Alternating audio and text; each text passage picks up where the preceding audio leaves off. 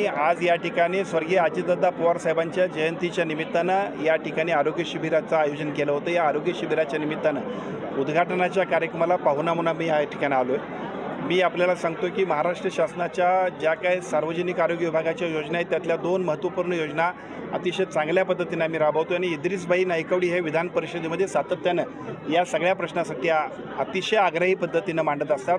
त्यातली पहिली योजना म्हणजे लहान बच्चू जे आहेत ते 0 ते 2 वयोगटापर्यंतच्यासाठी आमच्याकडे सेंट्रल गव्हर्नमेंटची योजना होती।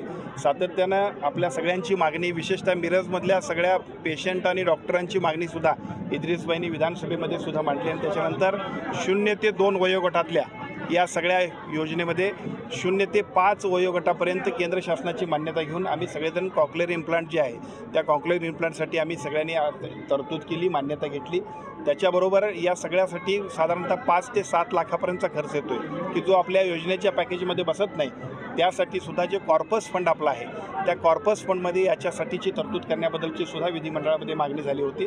त्यासाठीचा प्रस्ताव करण्यासाठी सुद्धा महात्मा फुले आरोग्यदायी योजनेमध्ये आम्ही सूचना दिलेल्या आहेत की ज्याचा फायदा सर्व छोट्या बच्चूंना, सर्वसामान्य नागरिकांना होणार आहे। स्वर्गीय अजितदादा पवारसाहेब यांची पहिल्यांदा 67वी जयंती साजरी होते आणि सर्व महाराष्ट्रात त्यांच्या माध्यमातून काही सामाजिक उपक्रम राबवण्याचं आवाहन करण्यात आलेलं होतं।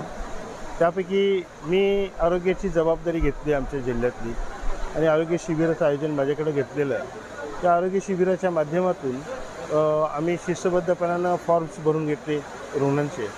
तर जवळजवळ काल संध्याकाळपर्यंत 6,500 रुग्णांनी फॉर्म भरून दिलेले होते। आता ते सोडूनही आज आरोग्य शिबिर आहे म्हणून इथं उपस्थित असणारे असे लोक बघितल्यानंतर जवळजवळ 15,000-1,000च्या वर ही संख्या रुग्णांची जाईल असं दिसतं आणि म्हणून आम्ही इथं 14 हॉस्पिटल्स यात समावेश घेतलेले आहेत। काही नामवंत हॉस्पिटल्स आहेत, कोकिळाबेनसारख्या हॉस्पिटलचे सुद्धा तज्ज्ञ डॉक्टर्स या ठिकाणी आलेले आहेत। आपण पाहिलात त्यांच्या माध्यमातून लहान मुलांच्या हृदयाच्या शस्त्रक्रिया वगैरे जे असतात ते हाताळल्या जातील। एक ना अनेक प्रकारचे रोग, त्यावरचे निदान, त्यावरचा औषधोपचार, त्यावरच्या शस्त्रक्रिया या माध्यमातून मार्गी लावण्यासाठी म्हणून प्रयत्नशील आहोत। चांगल्या पद्धतीचं नियोजन करण्याचं त्या ठिकाणी प्रयत्न आम्ही केलेला आहे। परंतु पहिल्यांदाच आमच्या मार्फत हा कार्यक्रम होत असल्यामुळे लोकांना आमचं आकर्षण असतं ते आमचे कार्यक्रम व्यवस्थित असतात म्हणून थोडंसं गर्दीचं प्रमाण आपल्याला जास्त दिसतं आहे। पण सुरुवातीच्या काळातली ही असणारी गर्दी लवकरच आटोक्यात येईल आणि सर्वांना व्यवस्थितपणाने या ठिकाणी आरोग्य सेवेचा लाभ देण्यात येईल।